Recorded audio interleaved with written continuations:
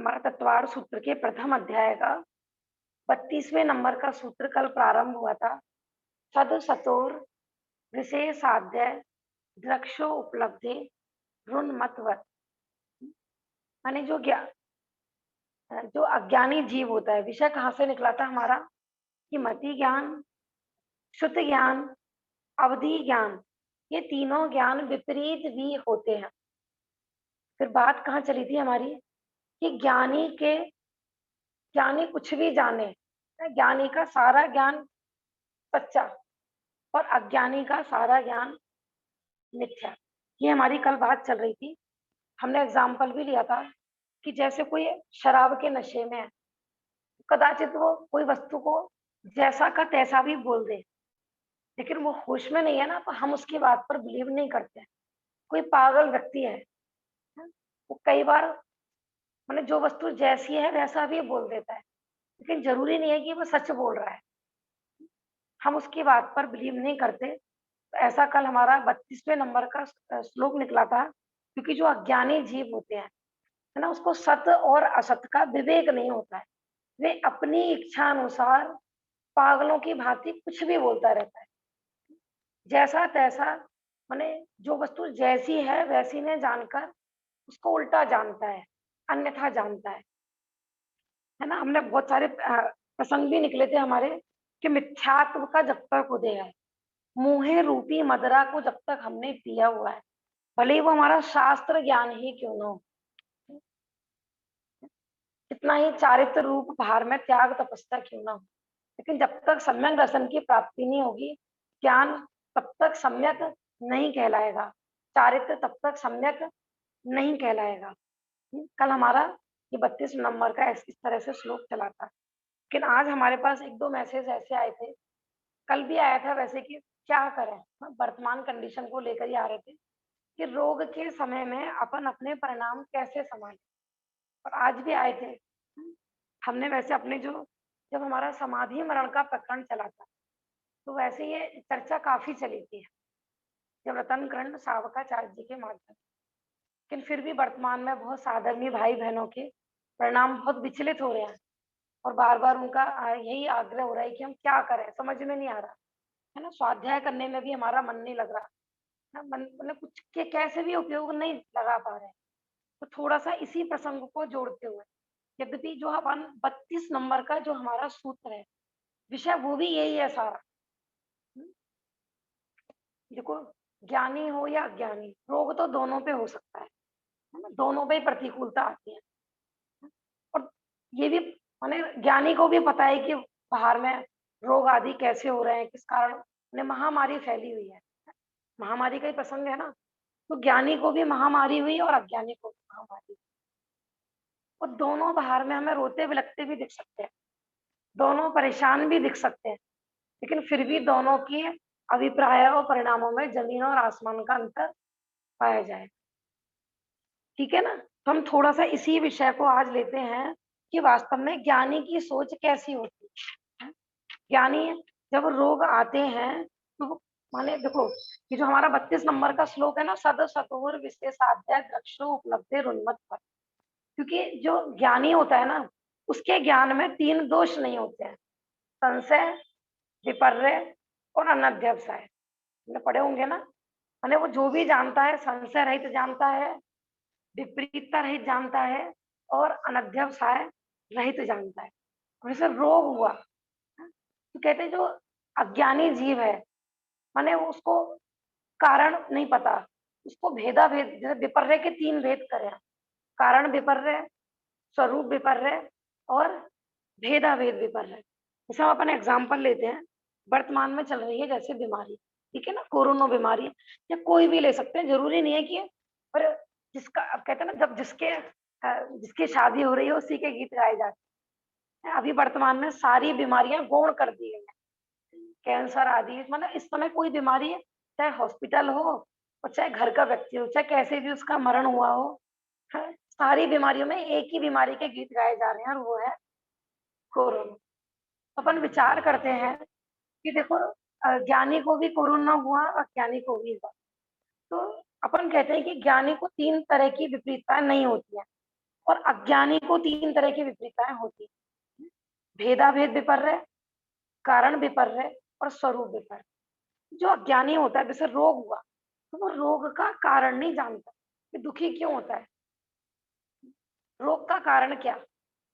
कारण विपर्य माने किस कारण से रोग हुआ है उसका वास्तविक रीजन पहचानना, है ना। पानी गर्म हुआ है तो पानी गर्म किस कारण से हो रहा है, होता है, ये हमें जानकारी होती है ना। तो ऐसे ही जो अज्ञानी जीव होता है उसको ये नहीं पता कि मेरे जो ये रोग आदि आए हैं उनका कारण कौन, क्या कारण है भैया, बीमारी हो रही है उसका क्या कारण। असाता का उदय।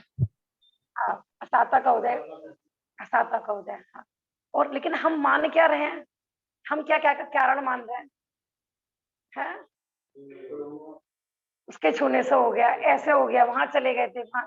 देखो आप ऐसा नहीं सोचना क्योंकि ये क्या गलत गलत पढ़ाया जाए, ऐसे कि हम क्या फिर पूरा लॉकडाउन खोल के क्या सड़कों पे घूमे क्या, ऐसा नहीं समझना।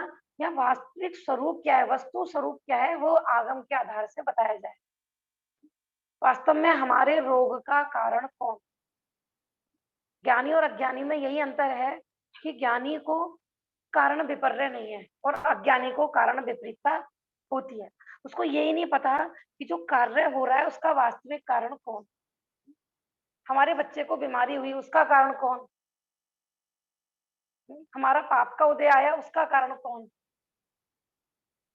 विचार करके देखो कि हम क्या मानते हैं और वास्तव में वस्तु का स्वरूप क्या है, स्वरूप विचार है। मैं बार बार ये आए थे ना, परिणाम कैसे संभाले कैसे संभाले, तो जो हमने पढ़ा सुना है उसके आधार से, है ना, उसकी पूरी तह तक जाए। हम कहते हैं ना, जब तक बाल की खाल ना निकल जाए, उस वस्तु का रहस्य उद्घाटन नहीं हो जाए। क्या प्रॉब्लम हो रही है कि गर्मी की? नहीं नहीं, अच्छा चल के आई हूं ना। अच्छा नहीं, आप चलाना चाहो तो चला सकते हैं। हाँ चल के आई हूं तो ये देखो यही है कि जो ये बीमारी आई है, जो भी है, मैंने पाप का उदय आया है, तो उसमें विचार करना है इसका वास्तविक उपादान कारण कौन, कि हमारा स्वयं का कर्म का उदय है ना। ज्ञानी ये विचार है और अज्ञानी, हमने मना करा था मंदिर मत जाना, हमने मना करा था वहां फंक्शन में मत जाना, हमने मना करा था ना ऐसा मत करना, है ना। वो आए थे ना सब्जी वाला, उससे आपने डायरेक्ट ले लिया था, उन्हें कितने कितने कारण। और यही हो रहा है, एक तो बेचारा बीमार पड़ गया है, ऊपर से घर वाले उसको डांट रहे हैं, हमने मना करा था ना, अब भुगतो। मैं उनसे पूछती हूँ कि जो पता है आपको, ऐसे ऐसे भी लोग हैं, पिछले साल कोरोना प्रारंभ हुआ था, ठीक है ना, अब तक घर से बाहर नहीं निकले, 1-1 साल हो गए। ऐसे भी लोग हैं कि ना वो मंदिर गए, ना किसी शादी, कहीं भी नहीं गए, ऐसा भी सुनने में आया है आज। और उनको भी घर पे बैठे कोरोना हो गया।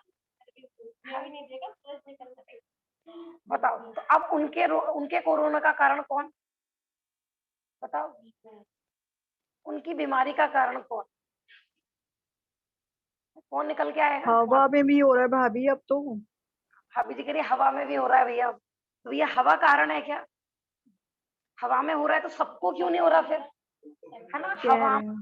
देखो हवा में कोई जहर फैल जाए तो बताओ फिर, तभी तो मृत्यु को प्राप्त होने चाहिए, जानवर को क्यों नहीं हो रहा? हम्म?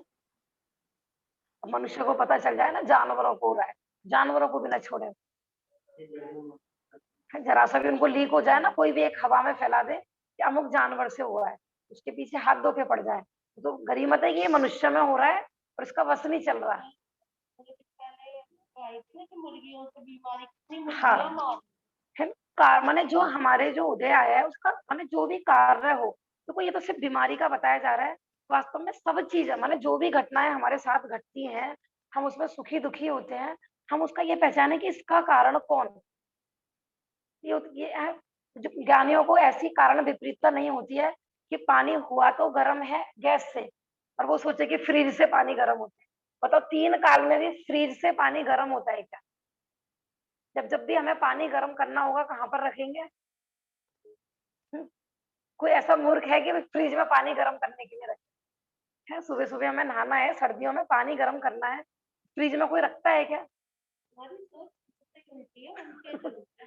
भाभी जी कह रही है हमारी सोच तो शुरू से उल्टी है, उल्टे ही चलते हैं इसलिए दुखी है। मतलब हमारी शुरुआत ही उल्टे उल्टे से उल्टे घड़े से ही होती है।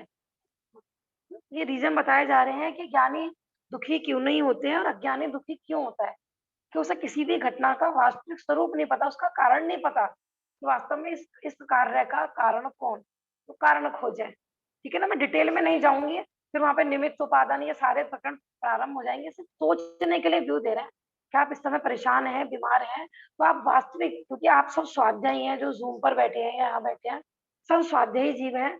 ये कहने की जरूरत नहीं है कि वास्तविक कार्य का कारण कौन। ऐसे स्वरूप विपर्य, भेदाभेद विपर्य, रोग हुआ है, रोग किसमें हुआ है, भेदाभेद विपरीतता क्या चलती है ज्ञानी को, मुझे रोग हुआ, मैं रोगी, मैं बीमार, मुझे कोरोना हुआ। अब विचारो कि भाई कोरोना क्या चीज है और वो हुआ कहाँ पर है, और मैं हूं कौन। भेद भेद करो उसमें, भेद अभेद करो।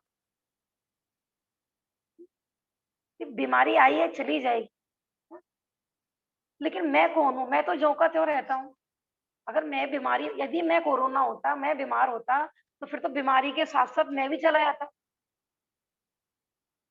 तो कितने सारे लोग हो रहे हैं ना, बीमारी आ भी रही है, जा भी रही है, लेकिन वस्तु तो वहीं की वहीं है ना, व्यक्ति तो वहीं की वहीं है। ये पहचान करो कि बीमारी मेरे से भेद है या अभेद है। विचार करके देखो, दूध में किसी ने नीलमणि डाला, तो बताओ दूध नीला हो गया क्या। तो दिखा, हमने मान रखा है, हमने शरीर को अपना मानना है ना। फिर हमें तड़फन हो रही है, वेदना हो रही है, किसको हो रही है भैया, है ना? सही नहीं जा रही बीमारी, बहुत ज्यादा बेचैनी हो रही है। विचार करो कि वो बेचैनी हो किसको रही है, करो विचार। वास्तव में देखा जाए तो भ्रम जनित है। अपन कहते हैं ना, भ्रम जनित दुख का उपाय भ्रम दूर करना है, पंडित टोडरमल जी का वाक्य ना। जैसे एग्जाम्पल आता है, सुदर्शी तरंगणी में ऐसा एग्जाम्पल आता है, कांच के महल में श्वान घुस गया, कुत्ता घुस गया, कौन घुस गया, कहां पर घुस गया, कांच के महल में। अब क्या हुआ भैया, वो घुसा, उसने भौंकना चालू करा, तो क्या दिखाई दिया उसको, इतने सारे कुत्ते भौंक रहे, दुखी हो रहा है वो, बताओ वो मुझ पे भौंक रहा है। उससे पूछा भैया क्यों भौंक रहे हो, देखो वो भौंक रहा है ना सामने वाला, उसने मुझे परेशान कर। अब उसने नाखून मारे शीशे में, उसके खुद के खून निकल आए कि भैया अपना शरीर क्यों छलनी कर रहे हो, क्यों दुखी कर, क्यों दुखी हो रहे हो, कि देखो उसने भी तो मेरे को मारा है ना, उसके कारण मेरे को खून निकले, देखो उसने मारा, उसने मारा। तो टेरिस को बंद। कोई समझदार व्यक्ति हो तो वहां पे देखो, क्या कहते तो कितने मूर्ख है ये, है?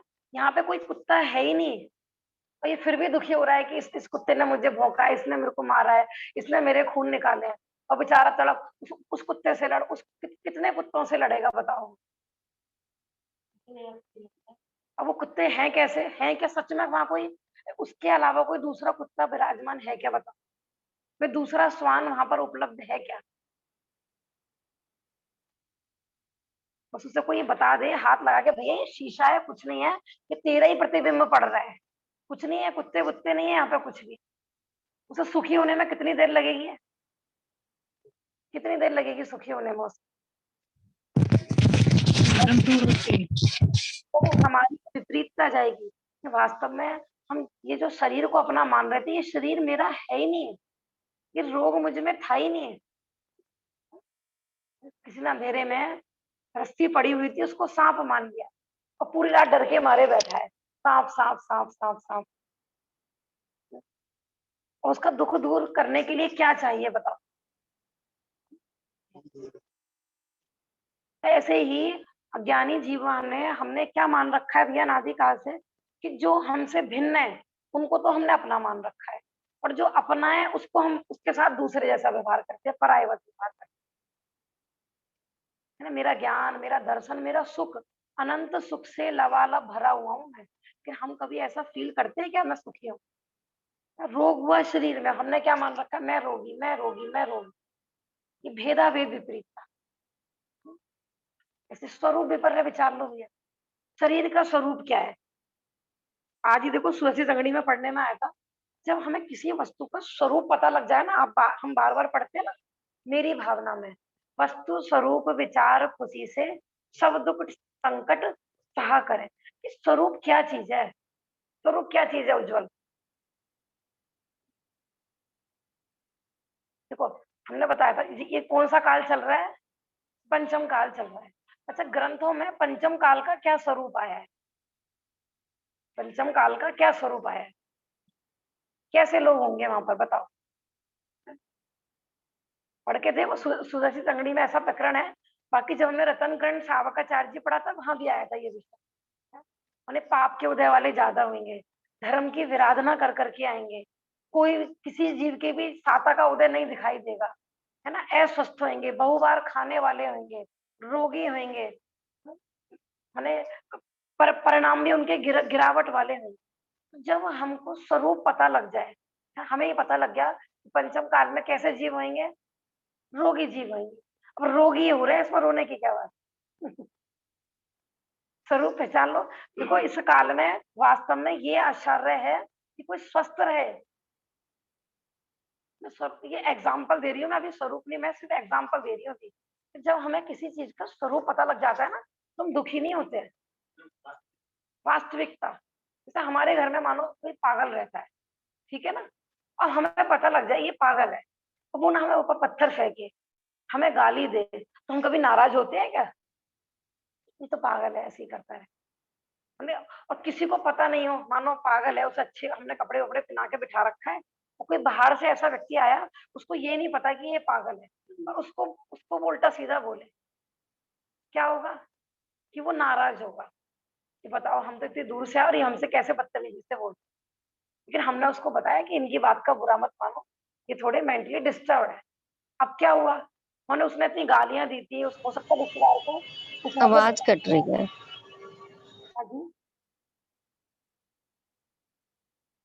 और भी क्या, किसी को प्रॉब्लम है क्या आवाज में? नहीं, साफ आ रही है। हाँ अपना माइक चेक कीजिए भाभी जी।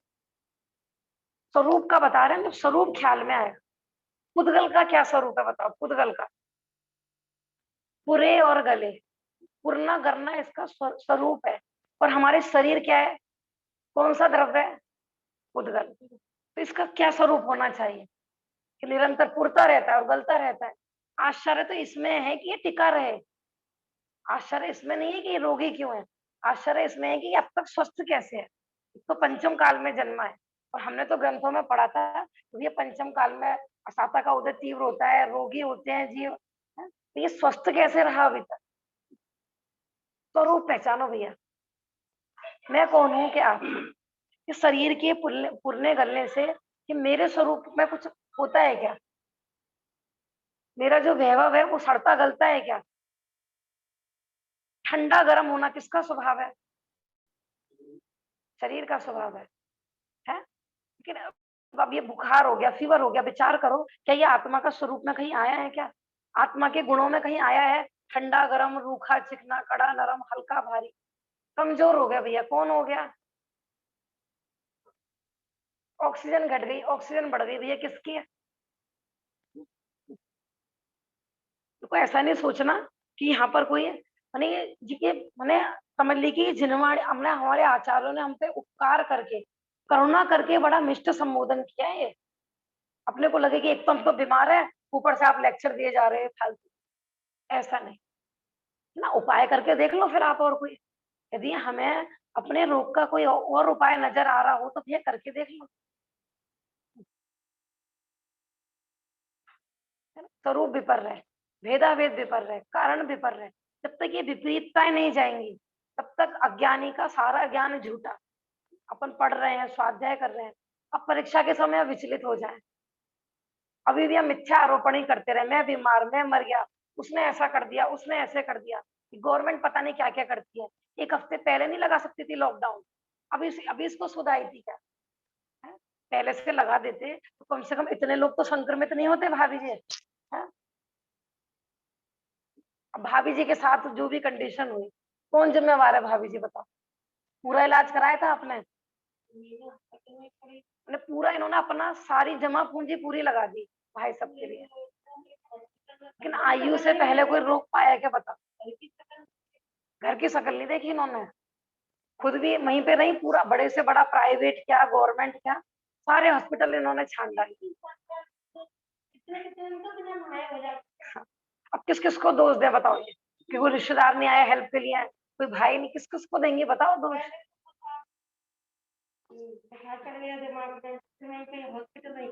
हाँ, है ना, तो विचार करें। मैंने उस वास्तव में हम इस ज्ञानी जीवों पे जब प्रतिकूलता आई तो उन्होंने क्या चिंतन किया। देखो, जिस दिन इस जीव ने जन्म लिया उसी दिन से देह में तन्मय होकर इसी में रहने को ही बड़ा सुख मानता रहा। जिस दिन से हमारा जन्म हुआ, जन्म माने शरीर और आत्मा के संयोग होने का नाम ही जन्म है। इसमें नहीं मिलेगा ये विषय, इसमें नहीं मिलेगा। है यद्यपि इसी सूत्र के अंतर्गत ही चल रहा है, लेकिन तत्वार सूत्र में ये प्रकरण नहीं मिलेगा आज। ठीक है ना। इस देह को अपना निवास स्थान मान, हम दुखी क्यों हो रहे हैं? हमें लगता है यही हमारा, यही हमारा है। माने इससे रहित हम अपनी कल्पना भी नहीं करते हैं। इसी से ममता कर रहा, इसमें रहने के सिवाय अन्य कहीं अपना ठिकाना दिखाई नहीं देता। जन्म से इसको पाला पोसा, इसी को खिलाया, इसी को करा, और इसमें कुछ होती है ना तो अपने को ऐसा लगता है कि अब तो हम कुछ नहीं रहा। क्यों? क्योंकि देह को ही अपना मान रखा है। जब इस देह में रोग आदि के द्वारा दुख उत्पन्न होता है तब सतपुरुषों का इससे मोह नष्ट हो जाता है। देखो, ज्ञानी और अज्ञानी में अंतर बता रहे हैं। ज्ञानी को भी रोग होते हैं और अज्ञानी को भी रोग होते हैं। ज्ञानी जीव तो उल्टा कहते हैं कि अहो भाग्य हमारे, आज मैं पूरा समर्थवान हूँ। माने वो कहते हैं कि प्रतिकूलता जो आती है ना, वो वास्तव में हमें धर्म में लगाने के लिए आती है। कि उपकारी वो जो हमने मृत्यु महोत्सव पाठ पढ़ा था ना, तो मृत्यु को उपकारी कह रहे थे वहां पर, रोगों को उपकारी कह रहे थे। कि अच्छा हुआ कि तुमने सही वक्त पे हमारी आंखें खोल दी, नहीं तो भैया हम तो इसी में रम जम रहे थे। अच्छा हुआ आपने हमें दुर्गति से बचा लिया। हम बताते हैं ना, निरंतर मानो पुण्य का उदय चलता रहे पंचम काल के जीव का, कोई प्रतिकूलता नहीं आए, तो ये भगवान का नाम भी न ले इस जीव को। तो प्रतिकूलताओं में इसको थोड़ा हे भगवान, पेड़ याद कर लेना, वो जो शहद टपकता रहता है, हे भगवान कब याद आता है? जब मक्खियां काटती हैं, जब उसको सांप नजर आते हैं, जब हाथी नजर आता है, और जब शहद टपकता है तो फिर भूल जाता है। तो ये रोग आए हैं भैया, ये समझ लो कि चिट्ठी आई है ये हमारे को, हमको सचेत करने के लिए। भैया सचेत, सचेत हो जाओ, सचेत सचेत हो जाओ। आपको मनुष्य पर्याय मिली किस लिए थी, और आप किस काम में लग गए? आए थे किस काम को, करने लगे क्या काम? तथा यह साक्षात दुखदाई, अस्थिर और विनाशिक दिखाई देती है।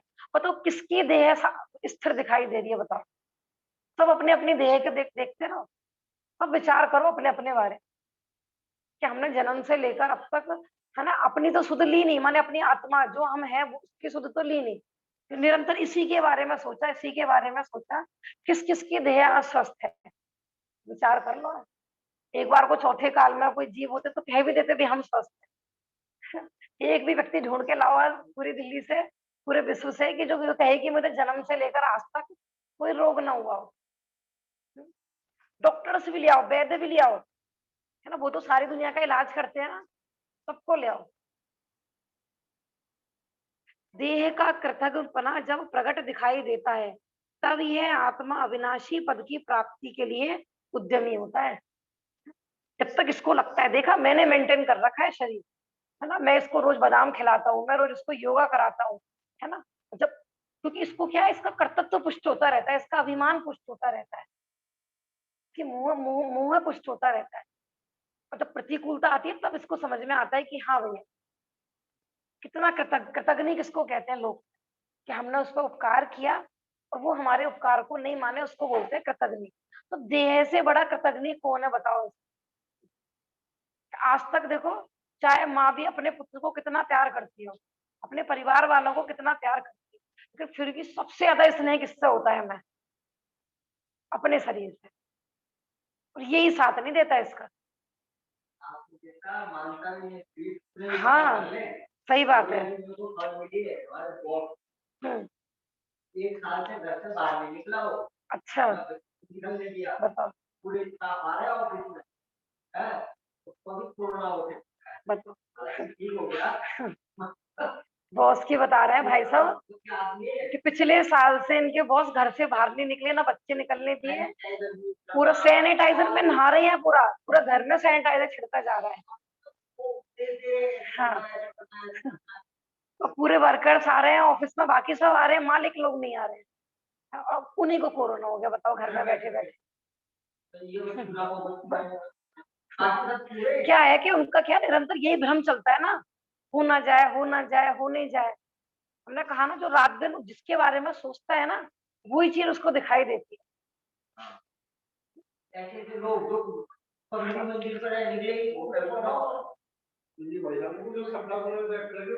हाँ, वो हो गई होगा।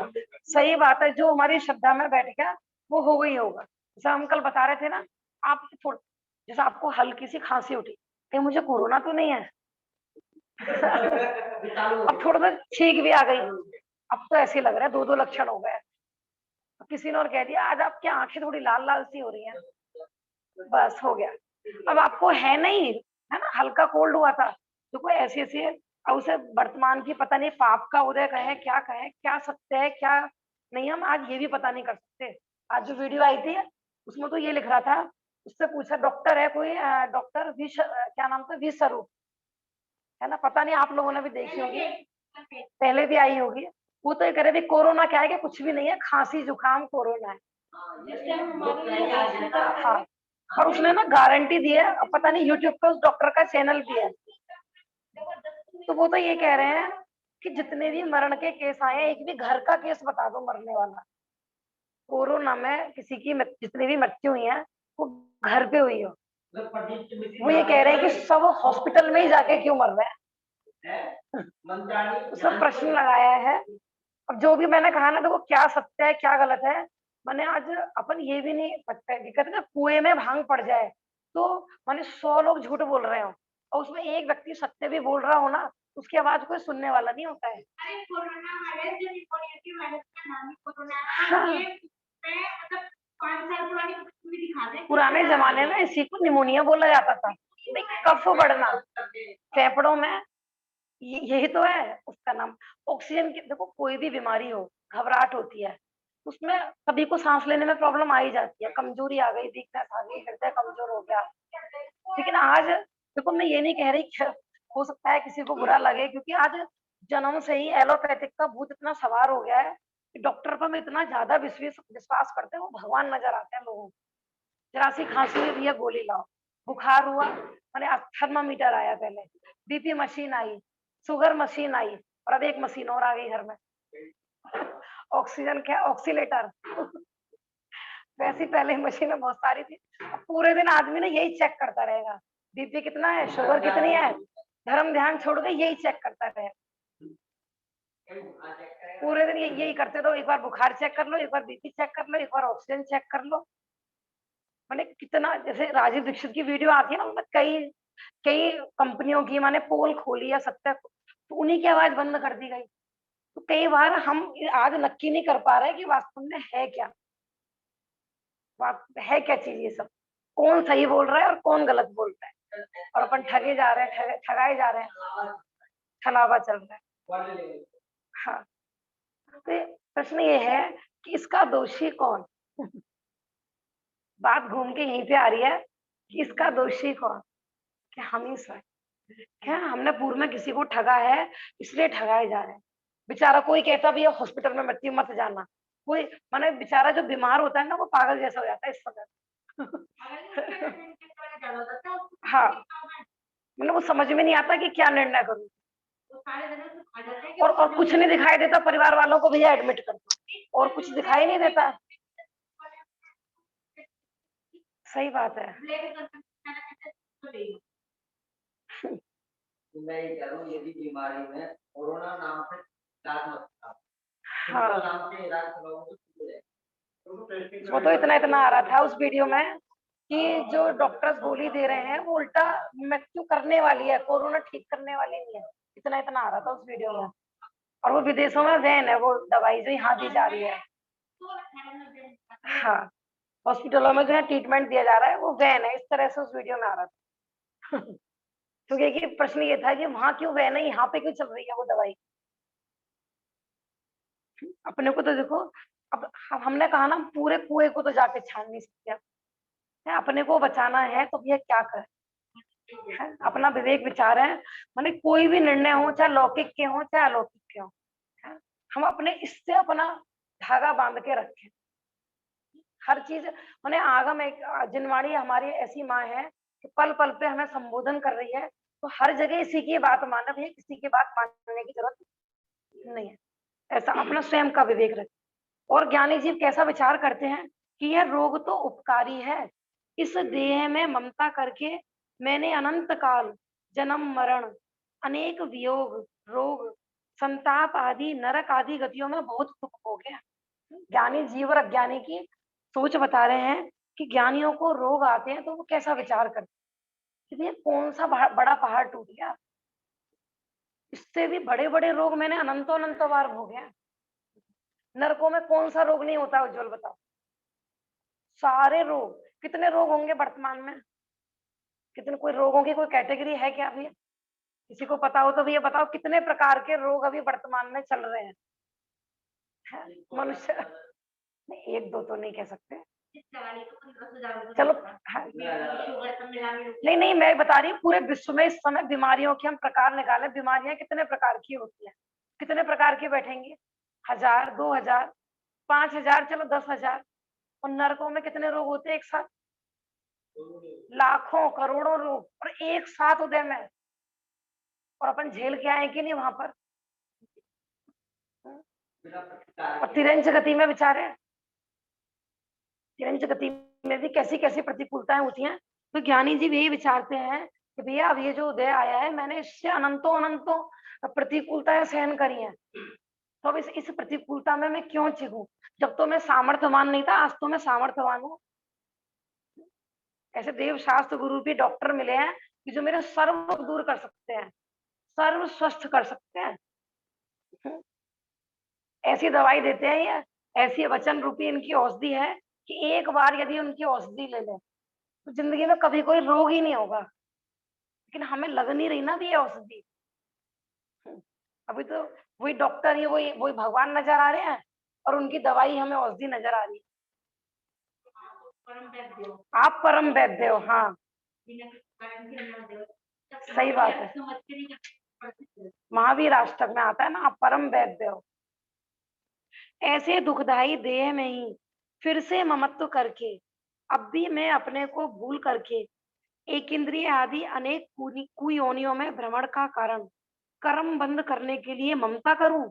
इस शरीर में अभी जो ज्वर कास श्वास वात पित्त कफ आदि रोग उत्पन्न हुए हैं, वे इस देह से ममत्व को घटाने के लिए मुझे बड़ा उपकार करते हैं, धर्म में सावधानी करा रहे हैं। देखो क्या कह रहे हैं ज्ञानी की सोच, देखो ज्ञानी का सारी सोच ज्ञान और अज्ञानी की सारी सोच अज्ञान। क्या कह रहे हैं यहाँ पर कि जो मुझे बुखार हुआ है, ज्वर हुआ है, ये खांसी हुई है, जुकाम हुआ है?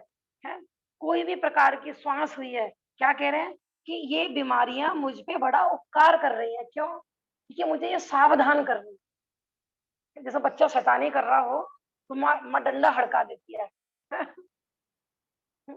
क्या कर रहे हो शैतानी है? ऐसे ये रोग आके ना मैं हड़का रहे हैं कि क्या क्या लगे हुए हो तुम यहाँ पर विषय भोगो, किस काम के लिए भेजा था तुम्हें? बच्चे को माने कहा बेटा जाके ये संभाल लिया, और वहां जाके वो बातों में लग गया, खेल कूद में लग गया। अम्मा इंतजार कर रही है, आया नहीं, अभी तक आया नहीं। और वहां पर पहुंच जाए तो क्या प्यार करेगी क्या उसको वहां पे? ऐसे ये कर्म का उदय भैया, ये हमें हड़काने के लिए आया है। माने हम वहां नरकों में प्रॉमिस कर करके आए थे, तो पाप के उदय में प्रॉमिस कर करके आए थे, और यहाँ आके भूल गए। हमने कहा था भैया एक चांस और, एक चांस और, हमने भीख में मांगा था चांस से भैया एक चांस दे दो, और हमें चांस मिला, फिर क्या हुआ? भूल गए। टीवी में, मोबाइल में, विषय भोगों में भूल गए। अब ये रोग हमें उपकारी है। जैसे अपन पढ़ते हैं ना, महापुरुषों की कथाएं पढ़ते हैं कि दो मित्रों ने ऊपर प्रॉमिस किया था कि जिसका जन्म पहले हो और वो विषय भोगों में रम जाए तो दूसरा उसको संबोधन करने आएगा। तो संबोधन करने किस तरीके से आता है? सीधे सीधे तो मानता नहीं है कोई भी, क्योंकि विषय भोगों का रस ही ऐसा है। हम कहें कि भाई क्या लगे हुए विषय भोगों में, इसमें सुख नहीं है, आप हमारे साथ दीक्षा ले लो, मानेगा कोई? नहीं मानेगा। कैसे कैसे मैंने प्रपंच कर करके निकाला जाता है सच्चे, माने वो हमें लगता है उस समय शत्रु। माने एक वो जो सनत कुमार चक्रवर्ती की कहानी है ना, सगर कुमार चक्रवर्ती, कि तुम्हारे सारे पुत्रों का मरण हो गया है। पहले तो झूठी झूठी तो कहानी कहते हैं वो, तुम्हारे भाई का मरण हो गया है, कि कहीं कैसे भी तो ये वैराग्य में लगे। ऐसी ऐसी कहानियां आती है ना, तो जैसे किसी की फिर दो लोग भेष बदल के आते हैं, कि कोई एक एक स्त्री रोती है कि इसने मेरे पति को मार दिया, मेरे बच्चे, अब मैं कैसे जीऊं। तो सगर चक्रवर्ती उसको संबोधन करता है कि भैया कोई किसी का नहीं है ना, ये जगत एक मेला है, जो आए हैं वो उनको एक दिन जाना ही है। फटाक से मौके से आप क्या कर रहे हो महाराज, आप भी तो जो जो आया है जाना है, आप क्यों रो रहे हो अपने पुत्रों की मृत्यु में। ऐसे ऐसे तो समझाते हैं उनको। तो ऐसे ही ज्ञानी जीवों पे जब रोग आदि आते हैं, प्रतिकूलता आती है, तो वे उनको उपकारी मानते हैं कि हमें सावधान करने के लिए आए हैं। यदि रोग आदि उत्पन्न होते तो देह से मेरी ममता नहीं घटती, अभिमान भी नहीं घटता। आपको नहीं पता मैं कितना लिमिटेड, मैं कैसे मैंने किस तरह से रहता हूँ। सुबह में ये काढ़ा पीता हूँ, फिर मैं ये खाता हूँ, फिर मैं ये पीता हूँ। और हम अपने बच्चों को, आपको नहीं पता, हम अपने घर में बिल्कुल शुद्ध सात्विक भोजन बनाते हैं ताकि हमारे बच्चे स्वस्थ रहें। बिल्कुल पौष्टिक भोजन बनाते हैं, खूब दूध पिलाते हैं, फल खिलाते हैं। और हमारे अकॉर्डिंग यदि चलने लगे सब कुछ, पूरा परिवार, हम भी स्वस्थ हो, फिर क्या अभिमान हो जाएगा। चलता नहीं है जब तो इतना अभिमान है, सही बात है। मैं तो मोहे की अंधेरी से अंधा होकर देह को अजर अमर मान रहा था। हम पे तो मोह का नशा ऐसा चढ़ा हुआ था, हम तो ये मान रहे थे, हाँ जैसा अपन न्यूज पढ़ते हैं ना, वो मर गया, वो मर गया, वो मर गया, तो ये नहीं नहीं, मैं तो अजर अमर हूँ, मेरा शरीर तो। अपन हर व्यक्ति ये मानता है कि नहीं, हम तो लंबी आयु लेके आए हैं। मैं नहीं मरूंगा। हाँ। लेकिन दिव्य दृष्टि लगाते कहाँ है, द्रव्य दृष्टि से सोचे मैं अजर अमर हूँ तो बहुत अच्छी बात है। लेकिन इस देह की आयु सबको ऐसा लगती है नहीं नहीं नहीं, हम तो बहुत सावधानी से, हम तो एक एक चीज, सब्जी आ रही है तो 10 10 बार धो रहे हैं, अपने फ्रिज में बिना धुला कुछ रख ही नहीं रहे, किसी को टच भी नहीं कर रहे, हम तो रोज सैनिटाइजर से अपनी दीवारें धो रहे हैं।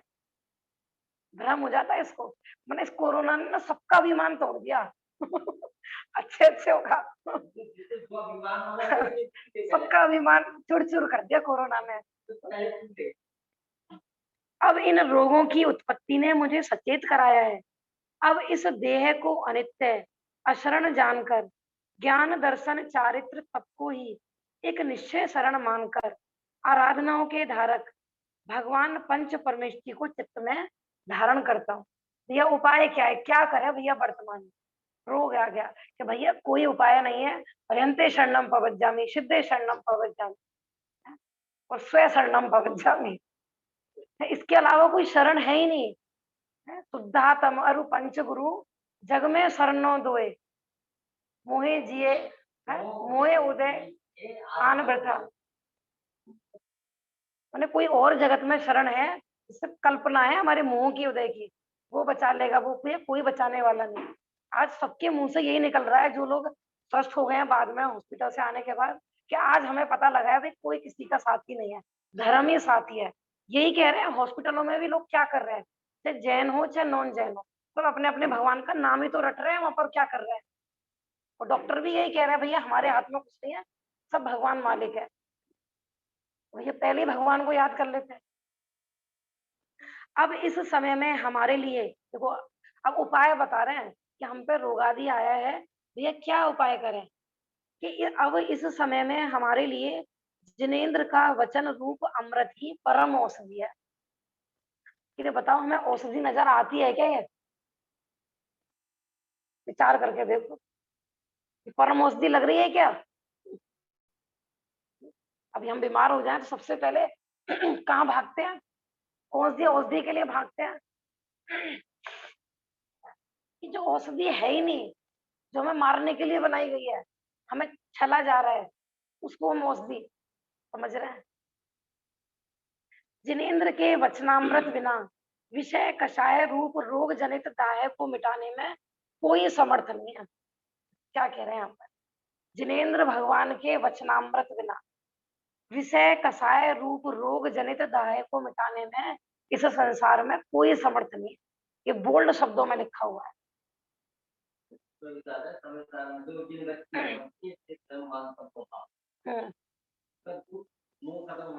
सही बात है। इसलिए जन्म जरा मरण रूप रोग को दूर करने वाले भगवान के उपदेश रूप अमृत का ही पान करता हूँ। ज्ञानी जीव पे बता रहे हैं, जब संकट आते हैं, रोग आदि आते हैं, तो वो क्या उपाय करते हैं। बाहरी औषधि आदि तो असाता कर्म का मंद उदय होने पर कुछ देर के लिए किसी एक रोग को शांत करती है, किंतु यह देह तो अनेक रोगों से भरी हुई है ना। यदि एक रोग मिट गया तो अन्य हो जाएगा। कोरोना से बच के आए तो भैया रोग तो असाता का उदय तो दोबारा फिर आ सकता है। ऐसे ऐसे भी लोग हैं ना, पिछले साल हुआ था फिर हो गया। एक बीमारी हटी नहीं, दूसरी बीमारी। हाँ, कभी डेंगू, कभी चिकनगुनिया, अभी कोरोना, फिर कोई और वायरस आएगा। देखो ये तो है ही महामारी। और वैसे दैनिक जीवन में लोगों के रोग नहीं लगे हुए क्या। किसी का एकदम बीपी हाई हो जाता है, एकदम इमरजेंसी में एडमिट करना पड़ता है। किसी की शुगर गिर गई, किसी की शुगर चढ़ गई, रात दिन उन्हें एक रोग हो तो उसका इलाज करा जाए। मेरे मौसी के लड़के का भी बीपी हाई हो गया, बीपी हाई में यहाँ कह रहे हैं कि जिनेंद्र भगवान ऐसे डॉक्टर हैं और इनके वचन रूपी ऐसी औषधि है कि तेरे जन्म जन्म का रोग खत्म हो जाए। लेकिन हमें वो रोग नजर नहीं आ रहे ना, प्रॉब्लम ये है सारी। औषधि आदि हजार उपाय करने पर भी, देखो ये समझ लो कि ये ऐसे वाक्य हैं कि जब पहला काल हो, दूसरा काल हो, माने छठा काल हो, कि इनके इनके अलावा और कोई सुखी होने का उपाय ही नहीं है। तीन काल में भी है? पर वो क्या ना, तीन काल में परमारथ में पंथ, कैसे है वो वाला, एक होए त्रय काल में परमानथ में पंथ। औषधि आदि हजार उपाय करने पर भी विनाशिक देह के रोग नहीं मिटेंगे। आजकल माने किसी की भी आज तक शरीर निरोगी हुआ है क्या। वो तो औषधियों का घर ही है, वो माने वो रोगों से बना हुआ है, शरीर है। सही बात, हमने कहा ना, बना हुआ ही पुद्गल से है। और पुद्गल माने पूरे और गले, उसका नाम ही निरंतर पुरना गलना है, काम ही उसका पूरा नाम शरीर है ना, नाम। इसलिए रोग से दुखी होकर कुगति का कारण दुर्धान करना उचित नहीं है। कि भैया ये जो अब आया, साता का उदय आया है, इसमें दुर्ध्यान करना ठीक नहीं है। रोग आने पर भी उसे बड़ा भला ही मानो। इस रोग के प्रभाव से ऐसे जीर्ण गले हुए शरीर से मैं छूट जाऊंगा। तो ज्ञानियों की सोच, सड़े गले शरीर का मुझे करना क्या। ये कारागृह लगती है उनको, बंदी गृह लगता है। तो चाहते हैं कि कब इससे मुझे मुक्ति मिले। यह रोग तो देह में है, और क्या नहीं, देखो असली तत्व चिंतन ज्ञानी का, यह रोग तो देह में है, देह तो नष्ट करेगा। मैं तो आत्मा हूँ, अमूर्तिक चैतन्य स्वभावी अविनाशी हूँ, ज्ञाता हूँ। दुखी होने का उपाय बता रहे हैं कि ज्ञानी जीव रोग के काल में कैसा चिंतन करते हैं। मैं बताया ना, स्वरूप विचारो कि रोग हुआ कहाँ पर है, किसका गुण है रोग होना, किसका काम है रोग होना, देह का। और मैं कौन हूँ, अमूर्तिक। दुनिया की किसी भी लेबोरेटरी में कोरोना आ ही नहीं सकता जो मुझे असली कोरोना है। कौन सा कोरोना है मुझे, मिथ्यात्व का कोरोना। और जो मैं हूं वो किसी में दिखा, मैंने कितने से भी कितना बड़ा सूक्ष्मदर्शी यंत्र हो, उसमें मैं दिखाई दे ही नहीं सकता किसी को। किसी डॉक्टर में ताकत नहीं है जो मुझे देख ले। मैं डॉक्टर के दिखाने जा रहे हैं, किसको दिखाने जाते हैं भाई, डॉक्टर के।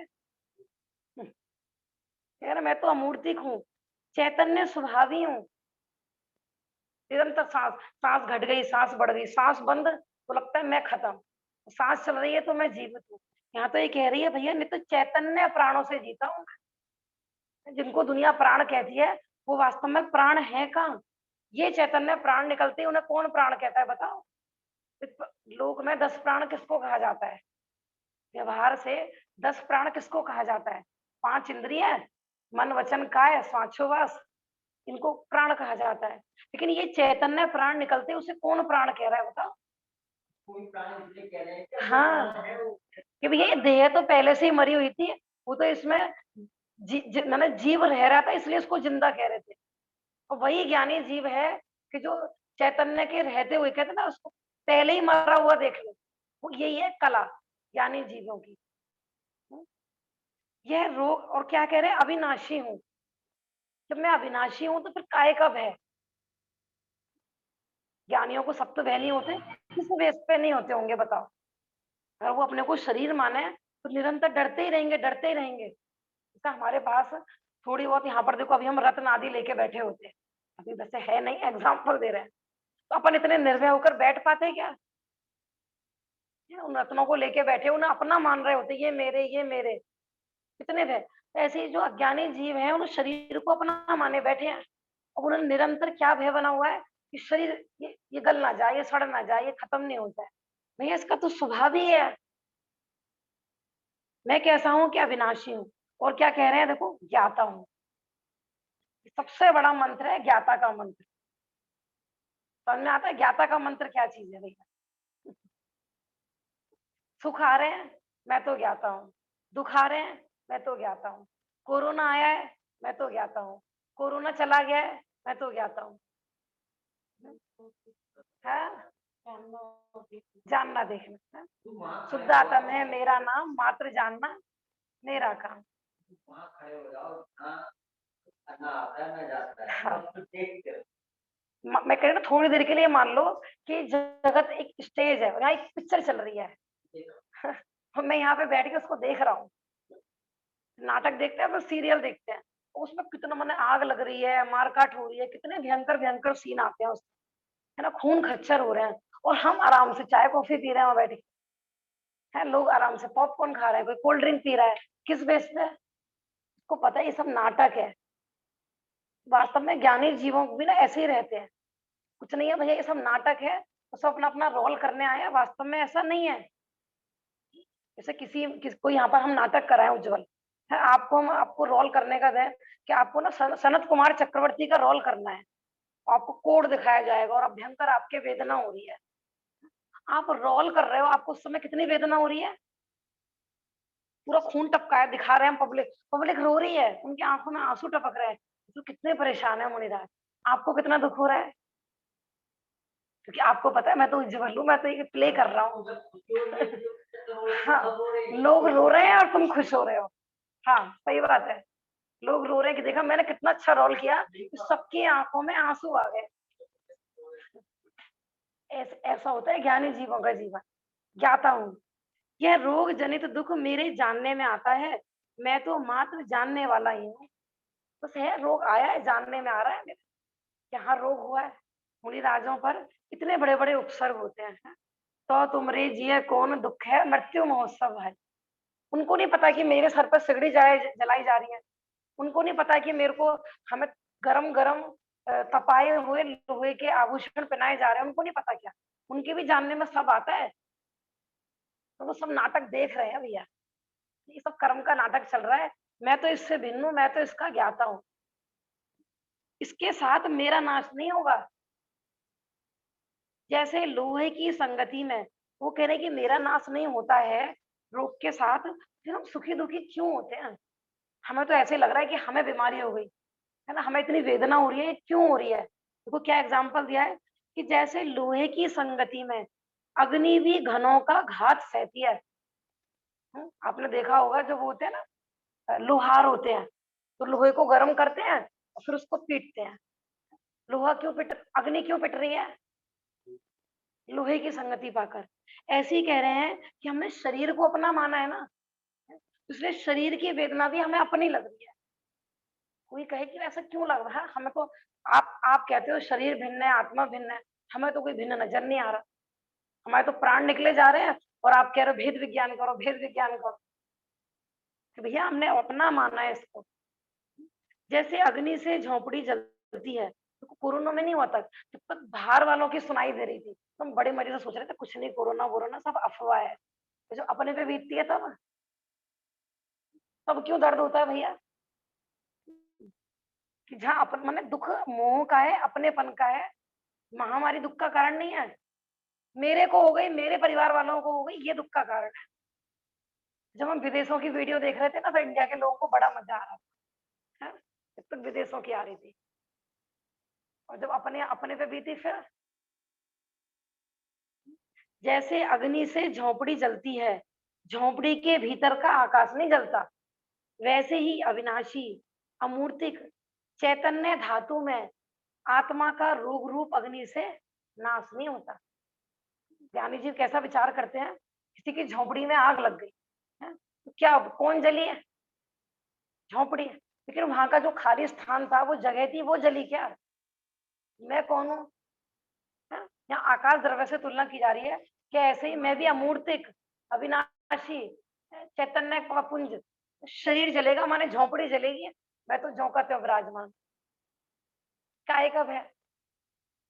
हे आत्मन, तुम रोग के आने पर इतने कायर हो तो विचार करो। अब क्या कह रहे हैं यहाँ पर कि भैया, मैं पूर्व जन्मों में कितने कितने मेरे पे उपसर्ग आए, कितने कितने कर्म के उदय आए, विचार करो। अच्छा, अपने नरकों के दुख याद करके देखो भैया, सब 6 डाला में 4 गति के दुख आते हैं ना भैया, किसके हैं वो? विचार करके देखो। और अपने भी देखो, सबकी लाइफ में अपने भी रोग आए होंगे। ऐसे नहीं है कोरोना ही आया है, जन्म से लेकर आज तक आप पे कोई संकट नहीं आए होंगे क्या? सब विचार करके देखो कि ना, उस समय भी हमने धैर्य भी खोया होगा, परेशान भी हुए होंगे, लेकिन हुआ क्या? विचार करना कि बीमारी दूर तभी ही होगी कि जब उसका समय आया होगा। फिर बाद में सोचते हैं अपन फालतू में घबरा रहे थे, बाद में जब ठीक हो जाता है ना तो प्रतिकूलता आदि, तब अपन अपने पे ही हंसते हैं, हम तो बहुत डर गए थे, हम तो ऐसा सोच रहे थे, हम तो ऐसा सोच रहे थे।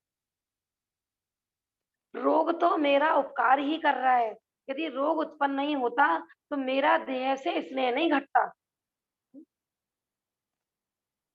मृत्यु के समय यदि एक बार भी समभावों से आताप सहन कर लिया जाए तो वह निर्वाण का पात्र हो जाए, है? सारे में समता भाव, है? चाहे अनुकूलता है और चाहे प्रतिकूलता है, ज्ञानी जीव कैसा क्या रखते हैं?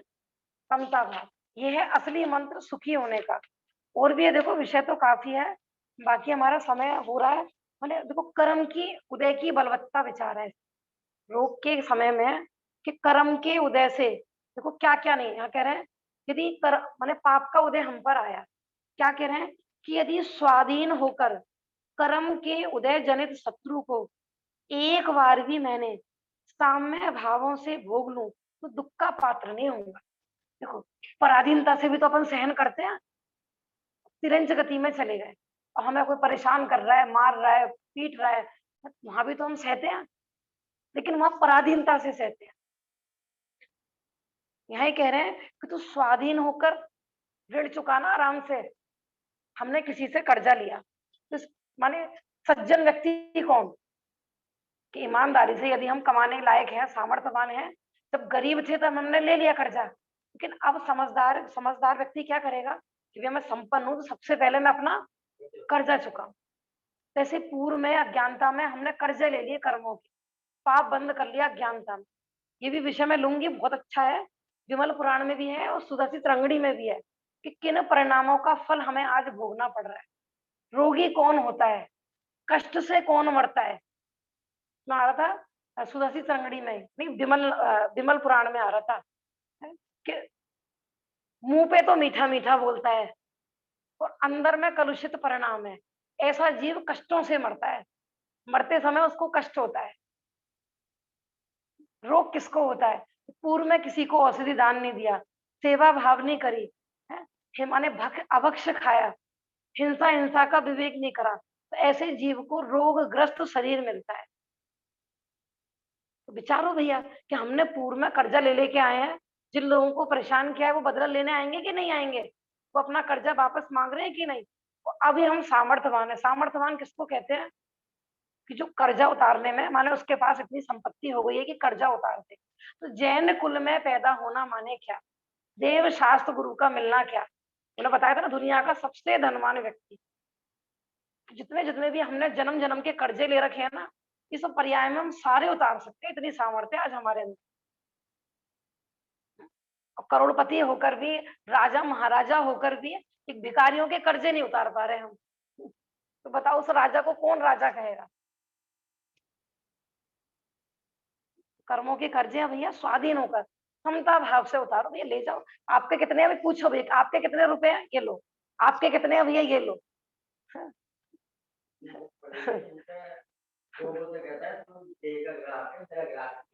सही बात है। हे धीर, तुम भय करो या भय नहीं करो, इलाज करो या नहीं करो, प्रबल कर्म का उदय आने से तो नहीं रुकेगा। बताओ किसमें इतनी ताकत है ये कर्म के उदय को रोक दे? बताओ।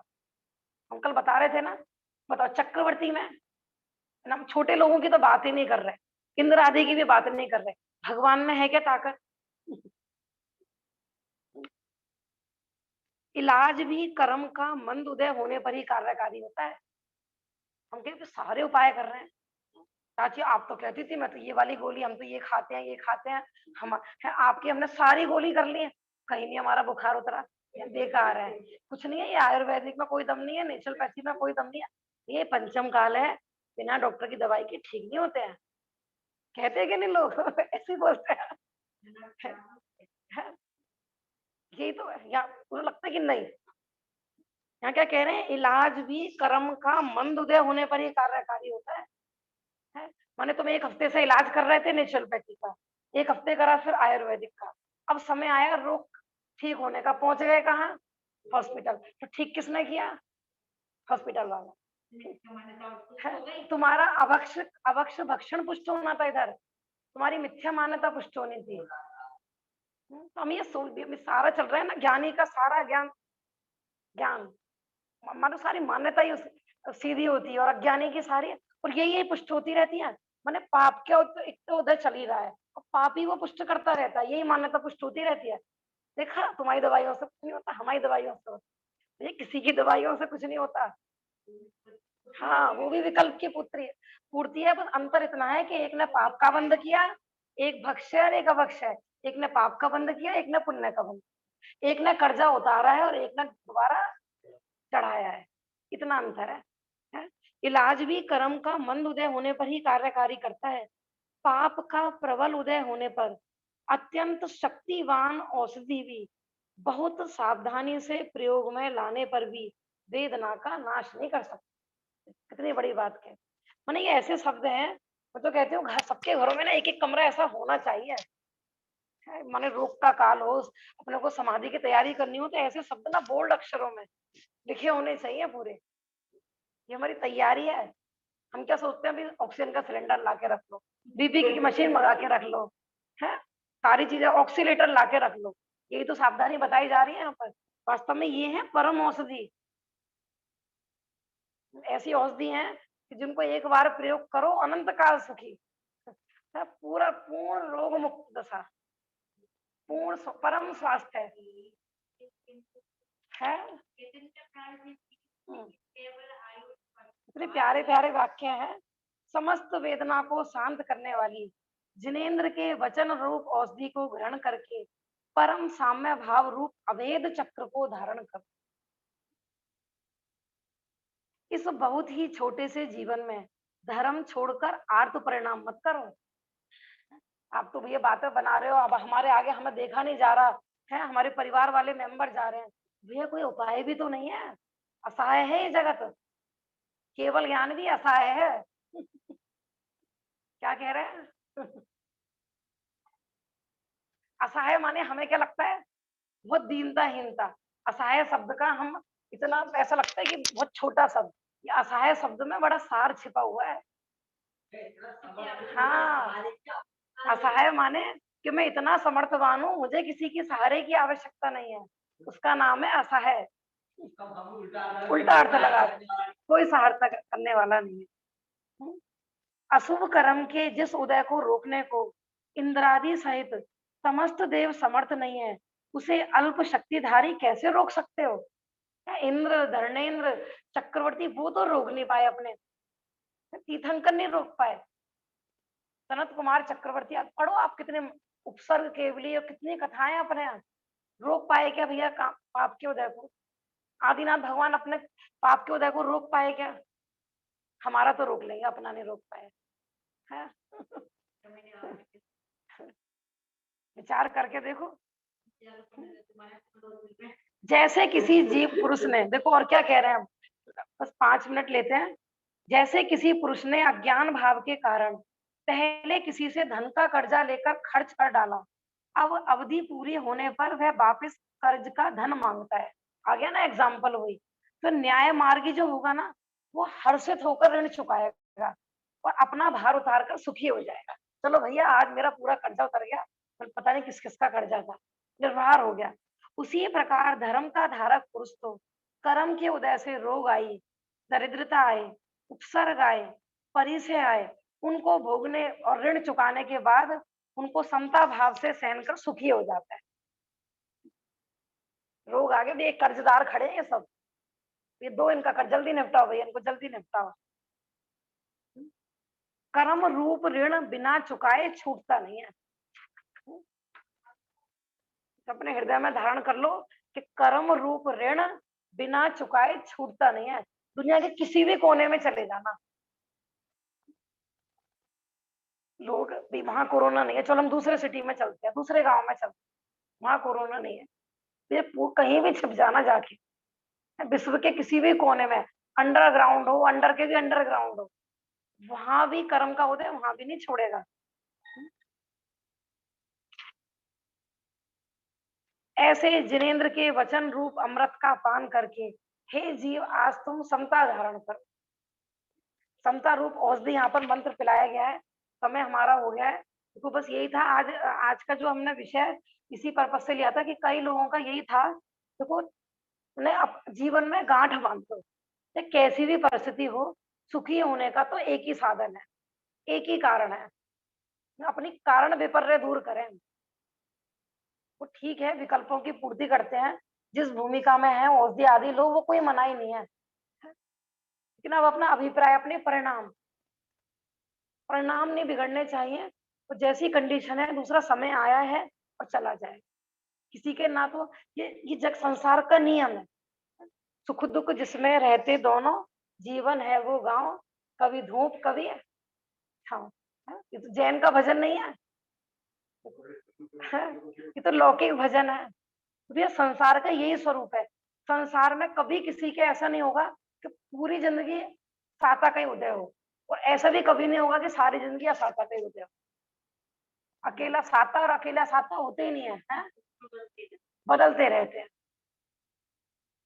अपन ज्ञाता भाव रखें, ज्ञायक रखें, बाकी कंडीशन जो भी है उसे समता से, मन में कहा था ना, उसी का नाम वीर है, उसी का नाम महावीर है। ज्ञाता का मंत्र इतना बड़ा मंत्र है कि निरंतर इसी को ध्यान में रखो। ऐसा समय हो गया है, कल हमारा चलेगा, ये सबसे अंतिम है, प्रथम अध्याय का सबसे अंतिम सूत्र चलेगा, नैगम संग्रह व्यवहार जो सूत्र, शब्द संविरूण एवं भूता नया।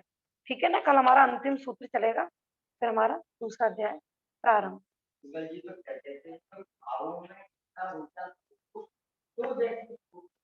सही बात है, सही बात है, ऊंची सोच, ऊंचे लोग ऊंची सोच, तो सिद्ध सबसे ऊंचे हैं, तो सिद्धों जैसी सोच रखो। निज निधि निज में बताई, यह अनंत उपकार है, उसके लिए जिन वाणी माँ को वंदना सतवा।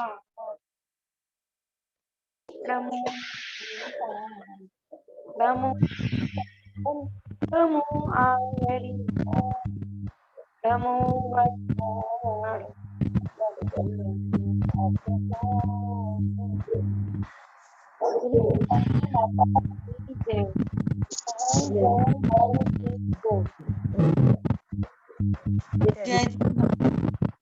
जय जिनेंद्र आंटी जी, जय जिनेंद्र। जय जिनेंद्र जी सबको।